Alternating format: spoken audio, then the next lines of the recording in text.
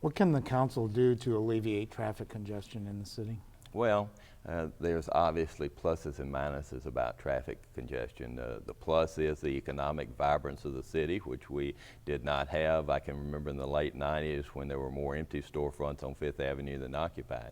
And also the citizens have made it very clear that they do not want thoroughfares through the city. You know, there's been, as you know, lots of discussion over the years about a second Gordon River Bridge, and the citizens have not supported that, and so it's not going to happen.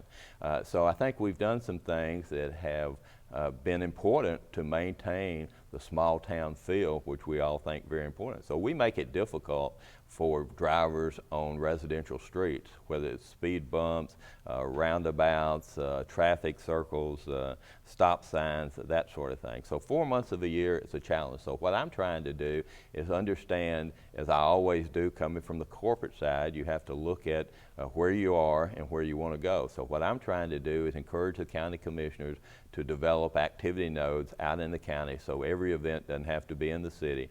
I'm also working hard on multimodal transportation connectivity from the east side of the city to the west side so people can take a bike, walk, take a golf cart. So those are the sort of things that we've got to do. We've got to get the Gordon River Bridge built so that we can tie in the Gordon River Greenway and people could park at the airport, not even come into the city, and go all the way from the airport to Cambria Park or Fifth Avenue without crossing a major street. Bill, what can the council do to alleviate traffic congestion in Naples? An age-old question, Alan, and the county is funding a study that was grant funded through the Metropolitan Planning Organization, and I would really like to wait and see what that study brings. But something that I have tried over the years, and at one time we had it, was traffic synchronization. I think that I would like to really push hard for that. We're going to have to go back. We're going to have to spend some money on engineering. We can control some of our traffic lights now, but we can't control all of them. It's going to mean a joint cooperative effort with the county and with the state. But that is the only way that we're ever going to be able to deal with congestion in the city of Naples. Bill, what's your vision for a new city dock? Well, Council has just discussed that and deliberated on that. Within a year, we could see the construction of a new floating dock that will be certainly modern, and we really need to do that. It will be most likely funded by a bond.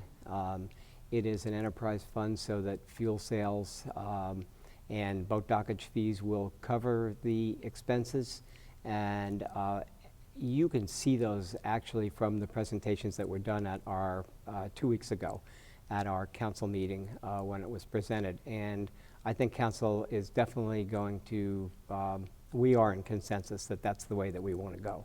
So I envision that happening relatively quickly. Mayor, what's your vision for a city dock?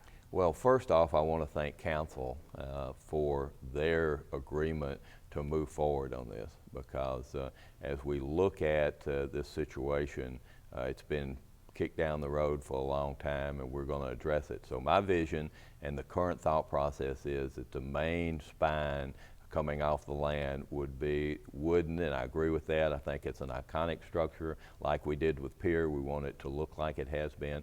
And also, it's not feasible to have floating concrete docks because first off, you got land, then you've got very shallow water. So the spine would be, I think, should be concrete pilings, concrete stringers, the epay decking, and then the fuel dock would be a floating fuel dock.